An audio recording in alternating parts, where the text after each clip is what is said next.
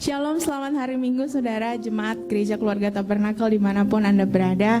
Mari saudara, kita pagi hari ini akan menerima berkat Tuhan lagi yang luar biasa. Dan saya percaya saudara diberkati Tuhan luar biasa. Semoga semua dimanapun Anda berada diberikan sukacita yang luar biasa, kesehatan luar biasa daripada Tuhan kita. Mari saudara, kita akan memulai ibadah kita. Sebelum kita memuji menyembah Tuhan, saya mengajak saudara untuk bersaat teduh sejenak.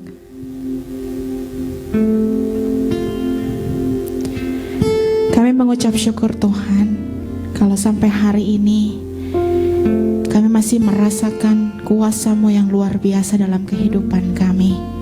Kasih setia Tuhan yang selalu ada bagi kami, menuntun perjalanan kami hari demi hari. Kami mau terus bersandar kepadamu Tuhan. Kami terus mau memuji memuliakan nama-Mu, karena Engkau saja yang patut kami puja. Terima kasih Tuhan. Kau terima pujian penyembahan kami pada pagi hari ini Tuhan. Kami bawa segenap hati kami kepadamu.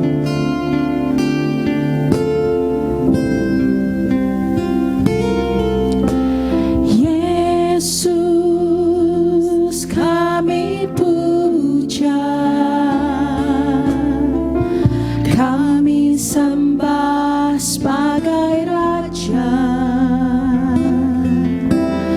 Berdiri di tengah kami,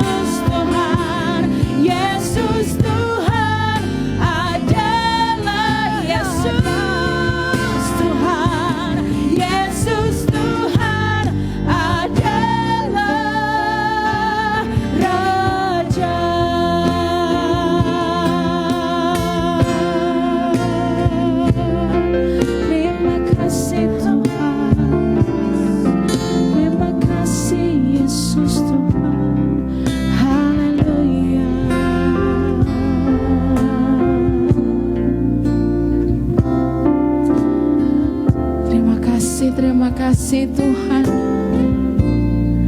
Terima kasih Tuhan, hanya Engkau yang kami sembah dan kami puja. Hanya kepadamu saja kami naikkan pujian dan penyembahan kami Tuhan. Karena Engkau Raja, Yesus kami yang hidup di dalam kehidupan kami. Bapa, pada pagi hari ini kami datang kepadamu Tuhan. Kami membawa segenap kehidupan kami kepadamu. Kami mau terus menyerahkan kehidupan kami kepadamu Tuhan. Kalau sampai dengan hari ini kami masih terpisah Tuhan, kami tidak bisa beribadah bersama-sama. Tapi dengan cara ini Tuhan, biarlah kami tahu kalau Allah tidak pernah meninggalkan kami.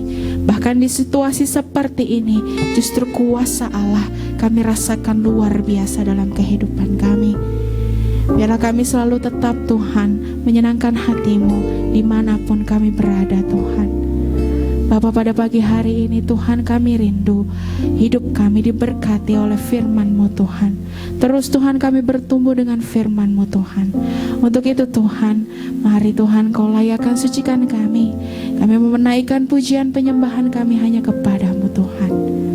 Terima kasih Tuhan.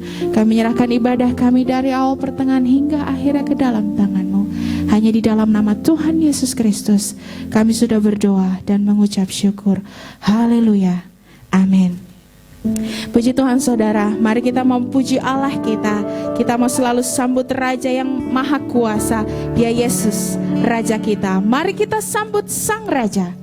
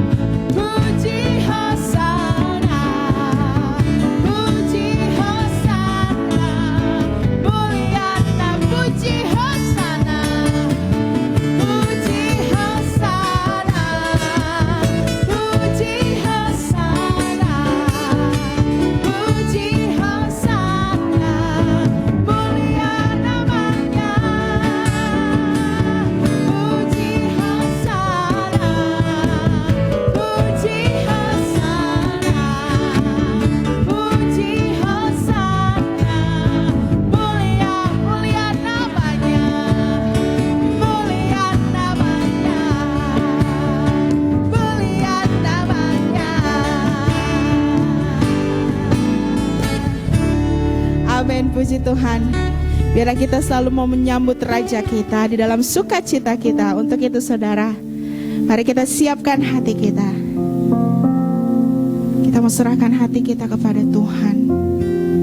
Karena firman Tuhan akan menerangi setiap jalan kita. Firman Allah selalu menjadi pelita bagi kaki kita. Tiba saatnya kita mendengarkan firman Tuhan. Kita mau mengangkat pujian penyembahan ini kepada Tuhan.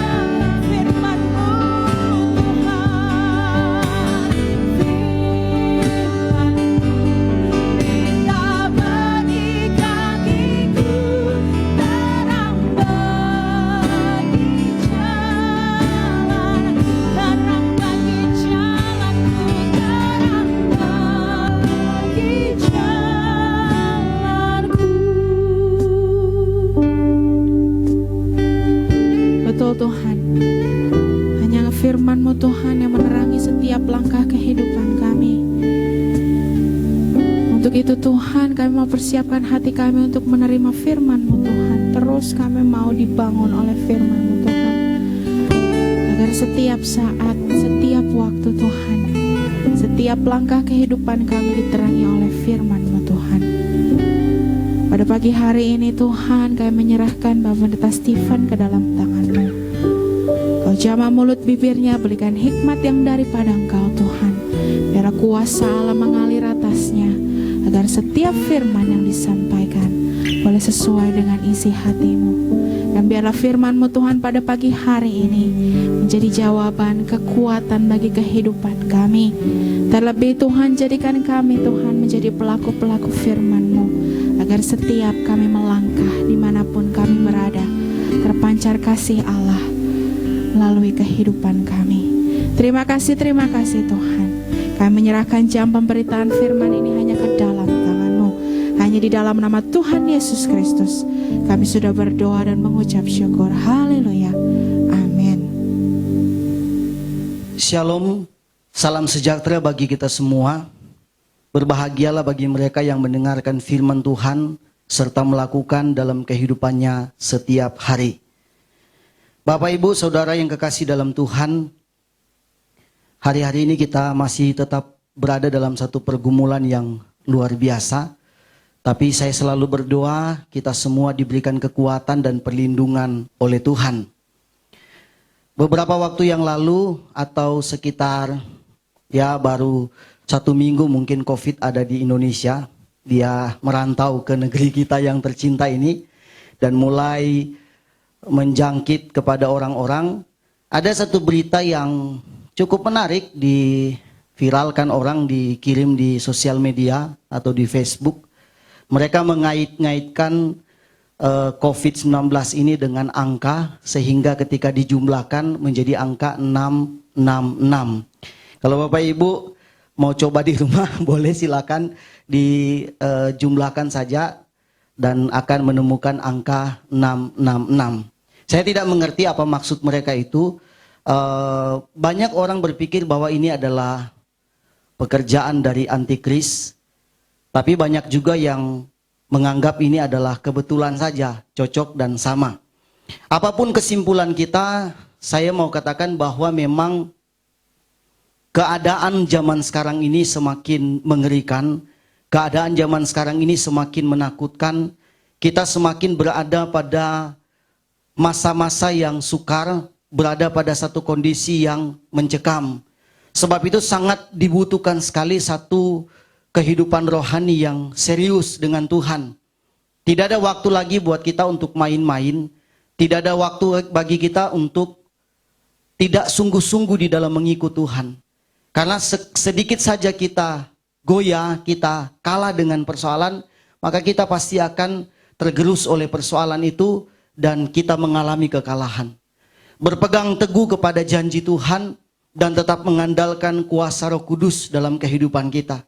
Kita yang sudah merayakan kenaikan Tuhan Yesus Kristus hari Kamis yang lalu, 2-3 hari yang lalu, dan kita sudah mendengarkan khotbah-khotbah tentang janji Roh Kudus dalam kehidupan kita.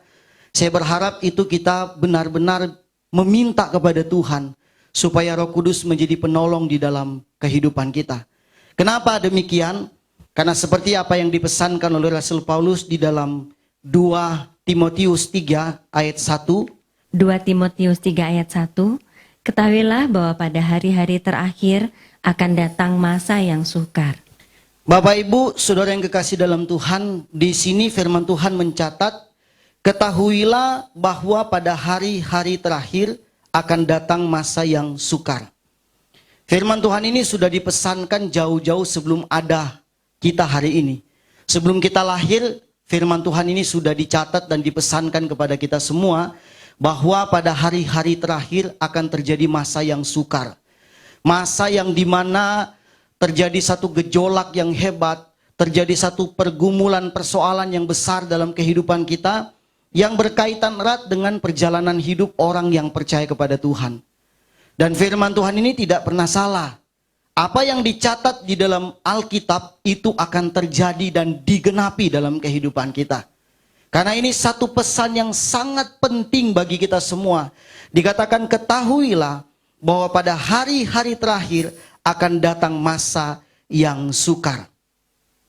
Masa yang sukar itu bukan masa yang mengenakan. Masa yang sukar adalah satu masa yang kita tidak suka semuanya. Kita semua tidak mau, tidak menginginkan masa yang sukar itu terjadi di dalam kehidupan kita. Apa sih masa yang sukar itu? Saya catat di dalam Alkitab ini ada 3 hal peristiwa yang akan terjadi berkaitan dengan masa yang sukar. Yang pertama, di dalam 2 Timotius 3 tadi, kita sambung dari ayat yang kedua sampai ayat yang ke-9. 2 Timotius 3 ayat 2-9. Manusia akan mencintai dirinya sendiri dan menjadi hamba uang. Mereka akan membual dan menyombongkan diri. Mereka akan menjadi pemfitnah. Mereka akan berontak terhadap orang tua dan tidak tahu berterima kasih, tidak mempedulikan agama, tidak tahu mengasihi, tidak mau berdamai, suka menjelekkan orang, tidak dapat mengekang diri, garang, tidak suka yang baik, suka mengkhianat, tidak berpikir panjang, berlagak tahu, lebih menuruti hawa nafsu daripada menuruti Allah. Secara lahiriah, mereka menjalankan ibadah mereka, tetapi pada hakikatnya mereka memungkiri kekuatannya. Jauhilah mereka itu, sebab di antara mereka terdapat orang-orang yang menyelundup ke rumah orang lain dan menjerat perempuan-perempuan lemah yang syarat dengan dosa dan dikuasai oleh berbagai-bagai nafsu, yang walaupun selalu ingin diajar, namun tidak pernah dapat mengenal kebenaran. Sama seperti Yanes dan Yamres menentang Musa, demikian juga mereka menentang kebenaran. Akal mereka bobrok dan iman mereka tidak tahan uji. Tetapi sudah pasti mereka tidak akan lebih maju. Karena seperti dalam hal Yanes dan Yamres, kebodohan mereka pun akan nyata bagi semua orang. Dari pembacaan firman Tuhan ini, satu kesimpulan kita bahwa masa yang sukar itu menggambarkan tentang satu sifat karakter manusia yang berubah kepada kehidupan yang negatif. Menjadi bobrok, perilaku menjadi tidak benar, kondisi manusia yang lebih mencintai diri sendiri, tidak tahu menghormati, tidak peduli agama, dan sebagainya. Ini kondisi manusia pada akhir zaman. Dan kita gereja diperhadapkan pada situasi itu. Kalau kita tidak kuat di dalam Tuhan, kalau kita tidak mengandalkan Roh Kudus di dalam kehidupan kita, saya khawatir kita akan menjadi orang-orang seperti ini. Jangan pernah menyombongkan kerohanian kita. Kita mengatakan saya sudah orang rohani, setia ke gereja, rajin melayani Tuhan, suka memberi persembahan persepuluhan, persembahan tatangan dan sebagainya. Kita mengandalkan kerohanian kita. Padahal sangat besar peluang dalam kehidupan kita untuk jatuh kalau kita tidak mengandalkan Roh Kudus dalam kehidupan ini. Sebab itu kesimpulannya adalah milikilah Roh Kudus dalam kehidupan kita. Yang akan kita nanti-nantikan, yang akan siap dicurahkan di dalam kehidupan kita. Kita harus menantikan itu. Kita harus meminta itu. Sebagaimana pesan firman Tuhan pada hari Kamis kemarin yang disampaikan oleh Ibu Gembala. Mari kita minta Roh Kudus dalam kehidupan kita untuk menjaga kondisi rohani kita. Kita jangan menjadi sombong, karena orang sombong itu gampang jatuh. Orang sombong rohani itu tidak lama jatuh. Kita harus waspada dengan segala kemungkinan yang akan terjadi dalam kehidupan kita. Kalau tidak, sekali lagi, berbahaya dalam kehidupan kita. Orang-orang yang dilaporkan oleh Rasul Paulus melalui Timotius ini, dari ayat yang kedua sampai 9, itu bukan orang-orang di luar Tuhan. Bukan orang-orang yang tidak beriman saja. Sebab di situ ada laporan tadi adalah orang-orang yang tidak peduli agama. Orang-orang yang menyombongkan diri, orang-orang yang tidak peduli ibadah. Artinya adalah orang-orang yang di dalam kita juga, yang sebetulnya kategorinya orang rohani. Maka itu saya mau pesankan kepada kita semua. Hati-hati, pelayananmu tidak akan menyelamatkanmu dari kejatuhan. Kesetiaanmu kepada Tuhan, ketaatanmu, rajin ke gereja, banyaknya persembahan yang kamu berikan, itu belum tentu menyelamatkan kamu dari kejatuhan. Tapi Roh Kudus pasti akan menyelamatkan kita, membantu kita. Kenapa? Karena Dia yang akan menjaga kehidupan kita, mengcover dari segala hal yang mungkin akan terjadi. Karena pesan Tuhan tidak sia-sia. Orang bertanya-tanya, kenapa Yesus memberikan roh penolong? Bahkan Alkitab mengatakan, kalau aku tidak pergi, roh itu tidak akan datang. Ini bukan persoalan biasa. Dia tahu bahwa gereja akan masuk pada masa yang sukar, di mana tidak ada satu manusia pun di muka bumi ini yang bisa bertahan di tengah-tengah kesukaran itu kalau bukan karena Roh Kudus yang menguatkan kita. Jadi itu penting, Bapak Ibu Saudara yang kekasih dalam Tuhan. Mari kita benar-benar mengandalkan Roh Kudus, mengandalkan Tuhan dalam kehidupan kita.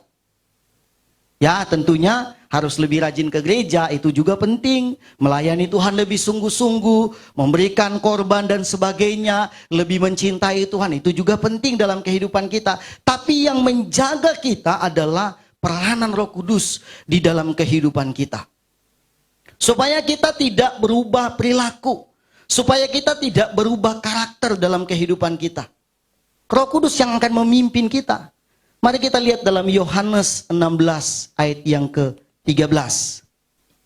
Yohanes 16 ayat 13. Tetapi apabila ia datang, yaitu Roh kebenaran, ia akan memimpin kamu ke dalam seluruh kebenaran.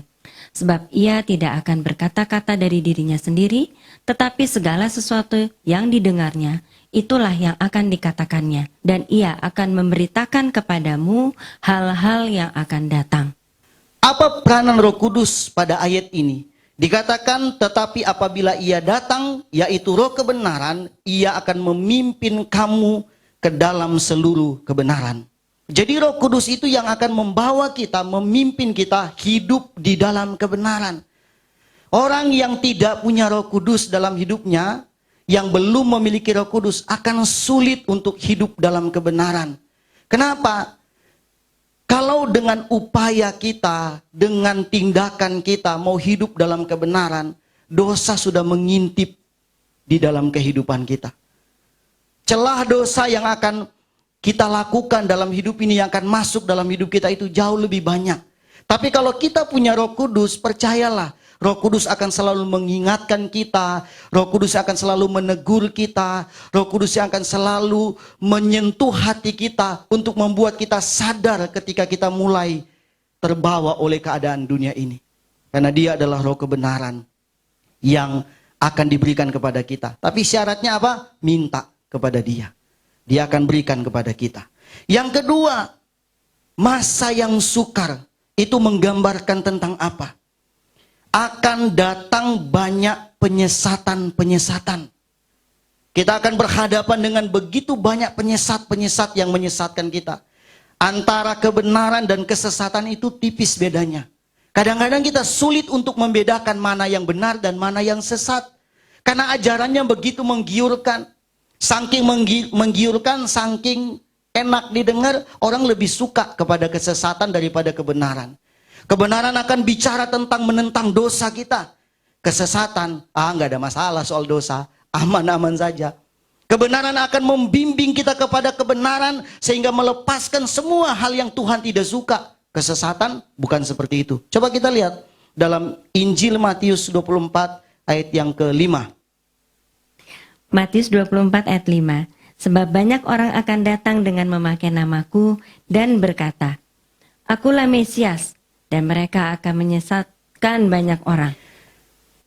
Bapak Ibu Saudara yang kekasih dalam Tuhan, beberapa hari yang lalu saya sempat menonton satu tayangan video di YouTube.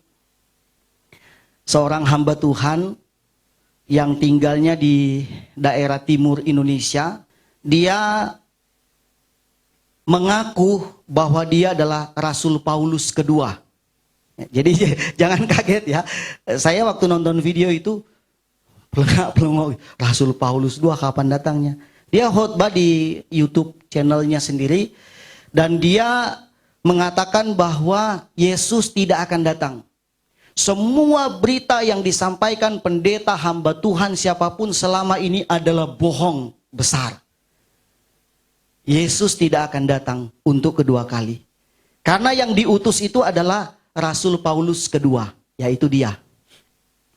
Saya lihat gerakan-gerakan ini semakin masif, semakin terang-terangan orang melakukan penyesatan. Kalau kita tidak kuat di dalam pengajaran firman Tuhan, kalau kita tidak meminta Roh Kudus dalam kehidupan kita, maka pasti kita akan tertipu oleh pengajaran-pengajaran palsu. Sekali lagi, Roh Kudus tugasnya membawa kita kepada kebenaran. Membuat kita benar-benar hidup di dalam kebenaran yang real, kebenaran yang nyata, yang sebenar-benarnya adalah firman Tuhan, bukan firman yang lain. Karena itu saya mengajak kita pada penantian Roh Kudus kali ini, manfaatkan momentum kita kali ini untuk menantikan Roh Kudus. Dan yakinkan kepada dirimu bahwa Roh Kudus yang kita nantikan itu adalah roh yang akan menolong kehidupan kita. Dan satu-satunya yang bisa membawa kita percaya Yesus lebih sungguh dan hidup dalam kebenaran. Itu yang harus kita pegang dalam hidup ini. Hati-hati, banyak penyesatan. Kalau dalam Matius 7 ayat 15 dan Matius 24 ayat yang ke-24, di situ bicara tentang nabi-nabi palsu dan mesias-mesias palsu. Bapak Ibu boleh baca di rumah masing-masing Injil Matius 7 ayat 15 dan Injil Matius 24 ayat yang ke-24. Bicara tentang apa? Nabi palsu dan mesias palsu. Banyak yang datang mengaku nabi palsu, mengaku nabi dari Tuhan padahal palsu. Masa Rasul Paulus kedua? Saya belum pernah dapat dalam argumentasi selama saya sekolah Alkitab, saya belum pernah mendapatkan dalam literatur manapun ada Rasul Paulus kedua. Jelas ini penyesatan. Dan dia berani loh di tayangan video yang bukan voice saja, tapi ada videonya yang durasinya kurang lebih setengah jam ya 30 menit. Dan dia memaparkan firman Tuhan. Tapi anehnya ayat-ayat Alkitab yang dia sampaikan bukan yang dia tulis sendiri, tapi dikutip juga dari Alkitab ini. Kan aneh ceritanya. Dia ambil dari Injil Matius, dia ambil dari Rasul Paulus yang sebenarnya. Dia ambil, lalu dia pelintir, kemudian dia mengatakan, saya Rasul Paulus kedua. Saya harus sampaikan ini. Saya tidak sedang menghakimi seseorang, tapi penyesatan harus kita lawan dalam kehidupan kita. Dan cara saya melawan adalah saya harus menyampaikan kebenaran kepada jemaat Tuhan, kebenaran yang sebenar-benarnya. Mari kita nantikan kedatangan Tuhan kali yang kedua. Dia pasti datang dengan cara apa? Kita punya Roh Kudus dalam kehidupan kita. Untuk dapat membuat kita tidak tersesat, miliki Roh Kudus. Jadi kita tidak akan tersesat di tengah-tengah dunia ini. Coba kita lihat dalam Yohanes 16 ayat yang ke-8. Yohanes 16 ayat 8. Dan kalau ia datang, ia akan mengisapkan dunia akan dosa, kebenaran, dan penghakiman. Dikatakan di sini, dan kalau ia datang, ia akan menginsafkan dunia akan dosa. Dunia ini bukan bicara tentang bumi, tapi dunia ini bicara tentang pribadi kita. Kalau Roh Kudus itu datang, dia membantu kita untuk hidup di dalam kekudusan. Menginsafkan, jadi membuat kita tambah sadar, kita sudah diselamatkan oleh Tuhan. Percaya itu. Ada natur Tuhan di dalam tubuh kita. Roh Yesus sudah mati di atas kayu salib, menebus kita dari dosa. Tapi kita harus berjuang di dalam hidup ini mempertahankan keselamatan. Dengan cara apa? Biarkan Roh Kudus menguasai kehidupan kita. Membantu kita supaya kita sadar dengan segala hal yang kita lakukan yang menentang Tuhan. Sekali lagi, orang sulit untuk berubah kalau dia tidak punya Roh Kudus dalam hidupnya. Kita harus punya Roh Kudus. Saya juga sama. Setiap hari saya minta Roh Kudus memenuhi saya. Sebetulnya jangan hanya tiap tahun ya. Saya mau saranin sama Ibu Gembala, kalau bisa tiap hari kita ada doa pencurahan Roh Kudus. Kira-kira jemaat setuju enggak ya? Kita setiap hari ada doa pencurahan Roh Kudus. Tidak usah dilakukan secara umum di gereja, tapi pribadi kita masing-masing di rumah dengan Tuhan. Jangan kita selalu terbawa dengan budaya, selalu terbawa dengan situasi yang sudah biasa dilakukan. Tiap tahun menantikan Roh Kudus, tiap tahun menantikan Roh Kudus. Kenapa enggak tiap hari kita minta dituntun oleh Roh Kudus? Kalau Bapak Ibu minta tiap tahun di bulan apa ini? Bulan berapa ini? Bulan Mei, Juni ya. Bulan Mei kita minta pencurahan Roh Kudus ya sama Tuhan. Lalu sebulan kemudian kita sudah enggak hidup dalam tuntunan Roh Kudus. Nanti tunggu lagi, tahun-tahun berikut kita minta. Bagaimana setelah kita nggak dituntun Roh Kudus? Kehidupan kita bagaimana? Kalau kita hidup dalam dosa, kalau kita melakukan dosa, kalau kita benar-benar keluar dari keselamatan itu, kira-kira bagaimana kehidupan kita? Ya, kita sudah diselamatkan, orang bilang, kalau sudah diselamatkan pasti selamat, Pak. Ya, Yesus sudah mati buat kita, ya kita sudah selamat, ya selamat. Mau bagaimanapun keadaannya. Jangan suka menggampangkan. Kematian Tuhan itu tidak gampang. Dia membayar semua kita dengan kematian di atas kayu salib. Tapi mari kita minta tuntunan Roh Kudus dalam hidup kita. Masuk dan menguasai hati kita. Untuk menyadarkan pikiran dan hati kita dari perbuatan-perbuatan yang tidak berkenan kepada Tuhan. Kalau kita semakin hidup di dalam dimensi roh, besar kemungkinan kita semakin kecil di dalam perbuatan daging. Kalau kita semakin hidup di dalam roh itu sendiri, maka perbuatan daging akan semakin kecil di dalam kehidupan kita. Karena kita tidak hidup menurut daging, tapi menurut Roh Kudus. Minta kepada Dia, biarkan Roh Kudus menguasai kehidupan kita. Yang ketiga, poin yang terakhir yang ingin saya bagikan, berkaitan dengan masa yang sukar. Apa yang terjadi pada keadaan masa yang sukar? Akan terjadi kekacauan di mana-mana. Ini firman Tuhan yang katakan dalam Injil Lukas 21 ayat 9 sampai 11. Lukas 21 ayat 9 sampai 11. Dan apabila kamu mendengar tentang peperangan dan pemberontakan, janganlah kamu terkejut, sebab semuanya itu harus terjadi dahulu, tapi itu tidak berarti kesudahannya akan datang segera. Ia berkata kepada mereka, bangsa akan bangkit melawan bangsa dan kerajaan melawan kerajaan. Dan akan terjadi gempa bumi yang dahsyat, dan di berbagai tempat akan ada penyakit sampar dan kelaparan, dan akan terjadi juga hal-hal yang mengejutkan dan tanda-tanda yang dahsyat dari langit. Ini adalah satu atau dua informasi di Alkitab dari beberapa informasi tentang menjelang zaman baru atau akhir zaman. Ya, kita sudah berada di dalam penghujung akhir zaman. Peristiwa yang terjadi, dikatakan ada peristiwa kelaparan, penyakit sampar, gempa bumi dan sebagainya. Ini menandakan bahwa akan terjadi kekacauan di mana-mana. Kalau kita bisa menghitung sejak dari abad pertama gereja, itu sebenarnya sudah dihitung namanya akhir zaman. Jadi akhir zaman itu adalah ketika Yesus terangkat ke surga, Roh Kudus diturunkan kepada kita, maka fase itu dimulailah akhir zaman. Kenapa dikatakan akhir zaman? Karena tidak ada lagi zaman setelah ini. Itu sebetulnya dicocokkan dalam pelajaran tabernakel, pelajaran petah zaman. Zaman itu ada 3, zaman Bapa, zaman Anak, dan zaman Roh Kudus. Ketika Roh Kudus dicurahkan ke muka bumi, maka itu zaman akhir. Jadi akhir zaman. Tapi kita ini bukan hanya sekedar akhir zaman, berada pada penghujung akhir zaman. Jadi akhir di mana dari akhir zaman kita ada. Jadi kedatangan Tuhan itu semakin singkat dan akan disertai oleh berita-berita tadi. Ada kelaparan, ada gempa bumi, dan gempa bumi memang sudah terjadi dari zaman dulu. Tapi peristiwanya semakin mengerikan dalam kehidupan kita. Kekacauan di mana-mana. Orang mulai panik, takut dan sebagainya. Saya heran kalau ada orang Kristen yang berpegang teguh kepada Tuhan, tapi hidup dalam ketakutan. Maka untuk melepaskan diri dari ketakutan dan percaya kepada janji Tuhan, cuman satu, milikilah Roh Kudus. Amin. Kalau kita sudah miliki Roh Kudus, hati kita damai.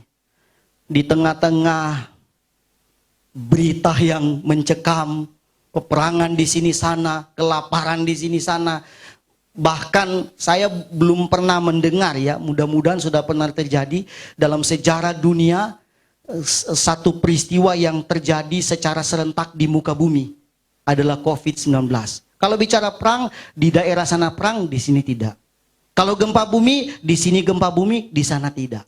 Bicara tentang banjir dan sebagainya, peristiwa apa, penyakit ini, penyakit itu, di sana jadi, di sini enggak. Tapi tahun ini adalah tahun COVID di mana benar-benar seluruh manusia di muka bumi, walaupun ada yang secara skala besar mengalami penyakit ini, ada yang skala kecil, tapi merata di seluruh permukaan bumi.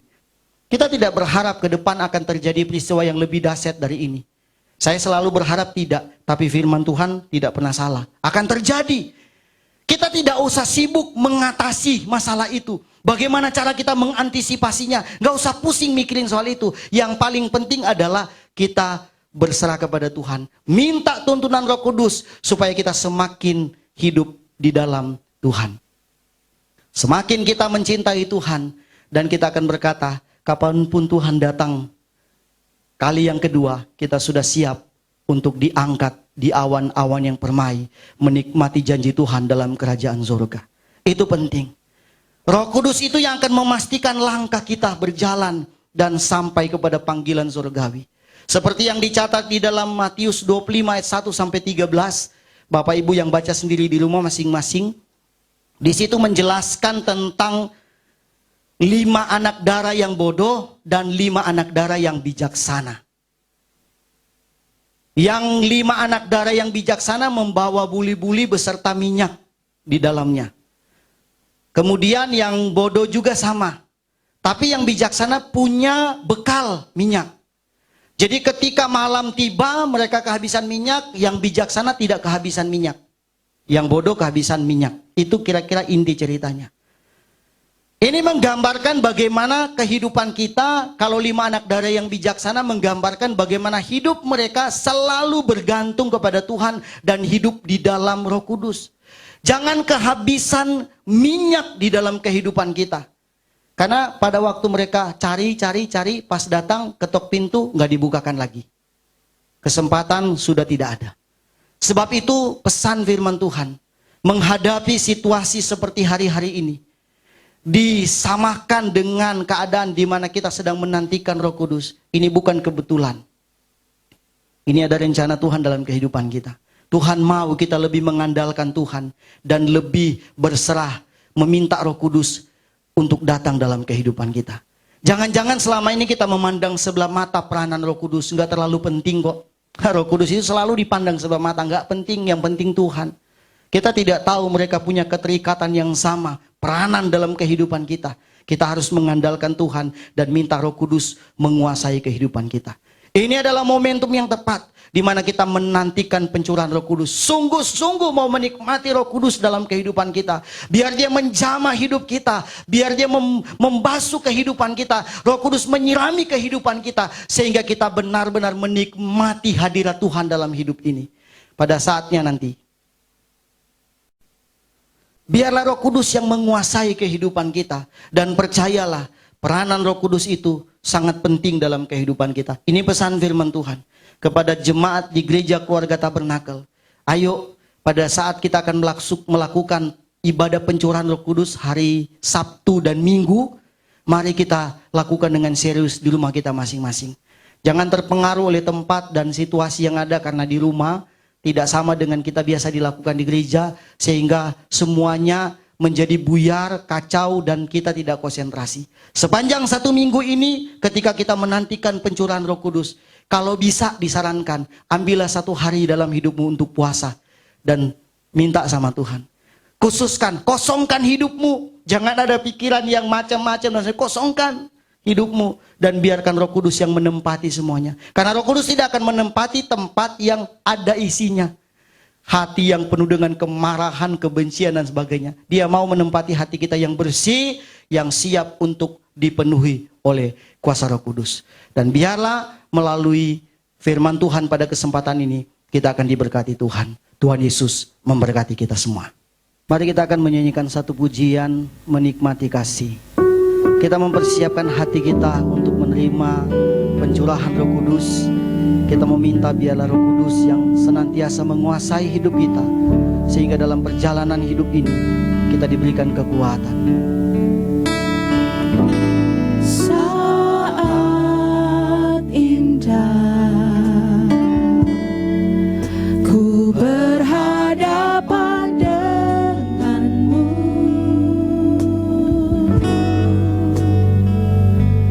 memandang wajahmu, Yesus kekasih jiwaku.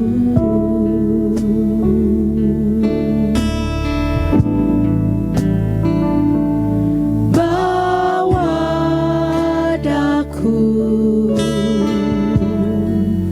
erat dalam pelukanmu,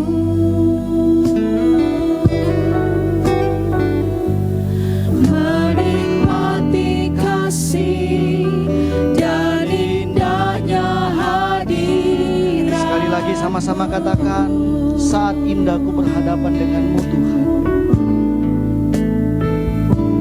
Saat indah Kami datang di hadapan hadirat-Mu, ya Roh ku Kudus. berhadapan dengan Kami merindukan kehadiran-Mu dalam hidup kami. memandang Biarlah Engkau wajahmu, mencurahkan kuasa dalam Yesus kekasih jiwaku. bawa daku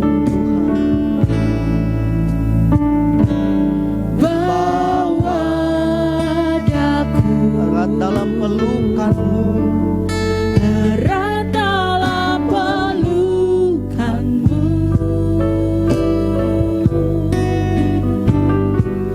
menikmati kasih dan indahnya hadirat-Mu. Mari Bapak Ibu Saudara yang kekasih dalam Tuhan, kita sama-sama katakan hadirat-Mu Tuhan.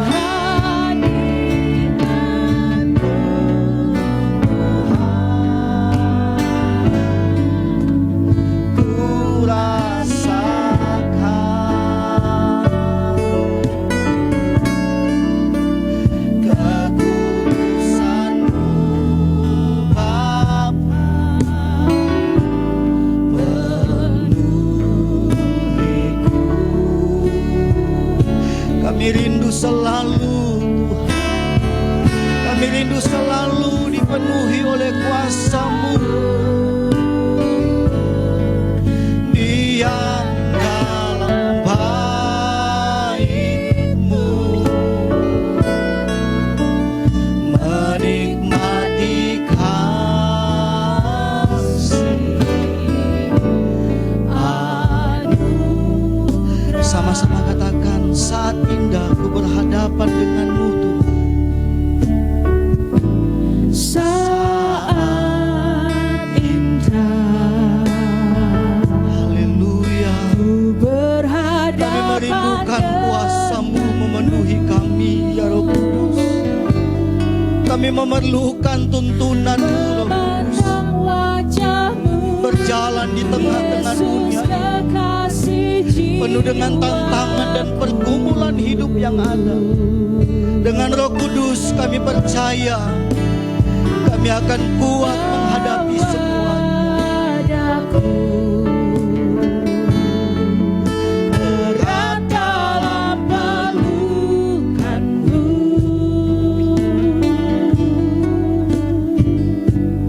Menikmati kasih dan indahnya hadirat-Mu. Mari Bapak Ibu Saudara yang kekasih dalam Tuhan yang di rumah, kita sama-sama katakan hadirat-Mu Tuhan. Kita sama-sama menyembah Tuhan. Haleluya. Oh puji Tuhan, ku rasakan. Biarlah Roh Kudus memenuhi kehidupan kita hari ini. Dimanapun kita berada hari ini, saya percaya kalau kita sungguh-sungguh meminta Roh Kudus hadir, Dia akan datang masuk, memenuhi kehidupan kita, menjamah pribadi kita, memberkati kehidupan kita. Haleluya. Diam dalam bait, menikmati kasih.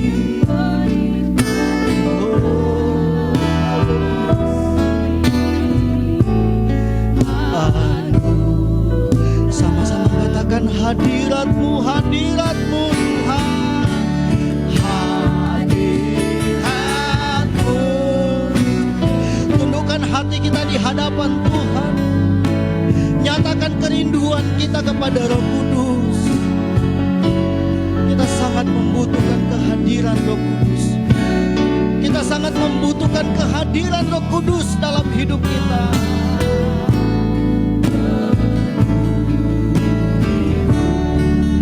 Mari menyembah Tuhan semua. Haleluya. Oh Yesus. Diam dalam bait-Mu, menikmati kasih anugerah. Biarkan musik hadirat-Mu Tuhan. Mari kita menyembah Tuhan. Nyatakan kerinduan-Mu kepada Tuhan hari ini. Tidak dilihat dari kondisi, keadaan apapun kita hari-hari ini. Kita beribadah dengan cara yang berbeda. yang seperti biasa kita lakukan. Tidak mempengaruhi kehadiran Roh Kudus. Dia akan datang kepada kita yang rindu akan Dia, yang merindukan kehadiran Roh Kudus. Dimanapun berada kita hari ini, di rumah kita, di ruang tamu mungkin, di kamar kita, atau di mana saja posisi kita hari ini. Kalau kita sungguh-sungguh meminta kehadiran Roh Kudus, saya percaya Dia akan datang dalam kehidupan kita. Haleluya, haleluya, haleluya, Jesus. Perlahan-lahan katakan, hadirat-Mu Tuhan. Hadirat-Mu Tuhan. Rasakan kehadiran Tuhan, kehadiran Roh Kudus dalam kehidupan kita.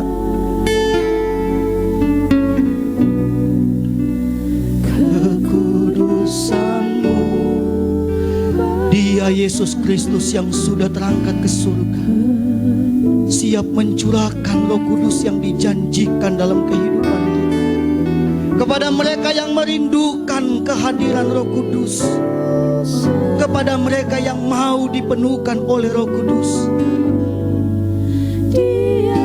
Roh Kudus sangat penting dalam kehidupan kita. Dia menguatkan kita, Dia memampukan kita menghadapi segala hal yang terjadi dalam hidup ini. Sekali lagi sama-sama katakan, hadirat-Mu Tuhan. Hadirat-Mu Tuhan, ku rasakan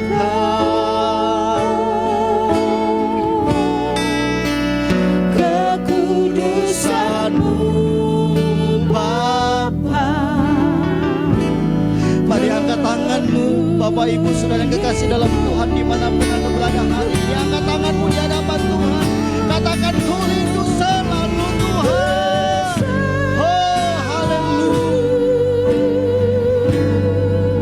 Diam dalam bait-Mu, menikmati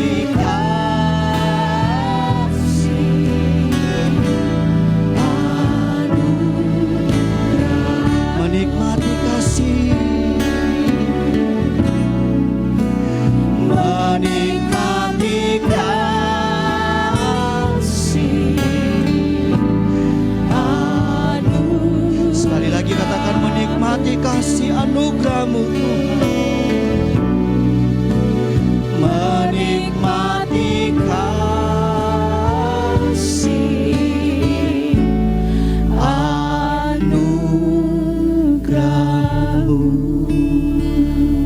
Tundukkan kepalamu, angkat tangan di hadapan Tuhan. Saya ingin berdoa buat kita semua. Bapak, Ibu, Saudara yang kekasih dalam Tuhan, dimanapun kita berada hari ini, kita serahkan semuanya ke dalam tangan Tuhan. Kita minta biarlah Roh Kudus menguasai kehidupan kita. Bapa di surga, Bapa, di dalam nama Tuhan Yesus Kristus, kami meminta biarlah Roh Kudus-Mu memenuhi kehidupan kami.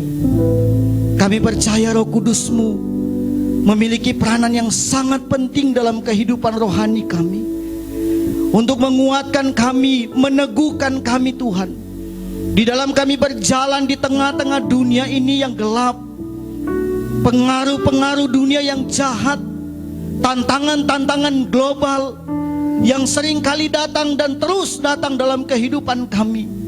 Kami harus mempertahankan keyakinan kami di hadapan-Mu Tuhan, bahwa sesungguhnya hanya Engkaulah juru selamat satu-satunya dalam kehidupan kami. Tapi tidak mudah bagi kami untuk mempertahankan itu Tuhan. Terlalu banyak masalah yang sering datang dalam kehidupan kami, yang menggoyah keyakinan kami, menggoyah iman kami Tuhan.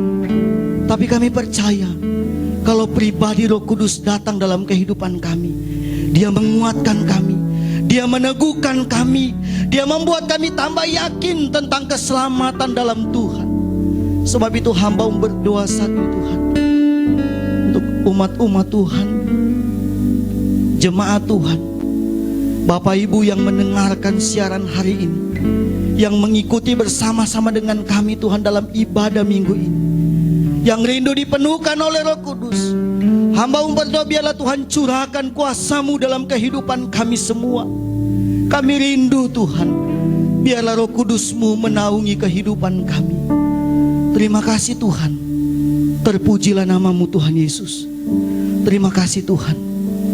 Kami percaya Engkau sudah hadir di dalam ibadah kami pada saat ini. Engkau sudah memberkati kehidupan kami. Kami tidak sia-sia mengikuti ibadah ini Tuhan. Ada berkat, ada janji berkat yang luar biasa di dalamnya Tuhan. Berapapun banyak jemaat Tuhan, umat-umat-Mu yang mengikuti ibadah Tuhan melalui siaran ini Tuhan, mereka diberkati oleh Tuhan secara luar biasa. Karena itu janji-Mu Tuhan, janji orang-orang yang beribadah kepada Tuhan diberkati roti, makanan, minuman, penyakit dilalukan dalam kehidupan kami. Itu janji-Mu Tuhan.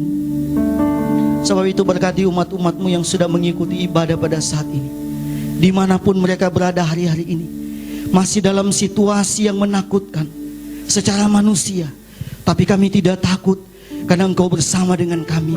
Roh Kudus juga menjaga kehidupan kami. Terima kasih Tuhan. Sebab itu berkati kami semua yang sudah mengikuti ibadah pada saat ini Tuhan. Biarlah apa yang menjadi doa dan harapan kami dikabulkan oleh Tuhan. Terima kasih Tuhan. Kami akan mengakhiri ibadah kami nanti Tuhan. Biarlah Tuhan yang senantiasa menjagai, melindungi kami sepanjang minggu yang berjalan ini di dalam tugas dan pekerjaan kami. Terima kasih Tuhan.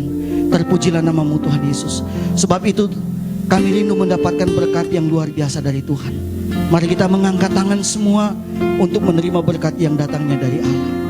Dicurahkan berkat yang datangnya dari Allah di dalam kasih dan kemurahan Tuhan. Dan kiranya kasih karunia dan damai sejahtera dari Allah Bapa, cinta kasih dan pengentaran Allah Roh Kudus menyertai kita mulai saat ini sampai Tuhan datang kali yang kedua, menjemput dan membawa kita berjumpa bersama dengan Tuhan di awan-awan yang permai. Dalam nama Tuhan Yesus Kristus kami berdoa dan mengucap syukur. Haleluya.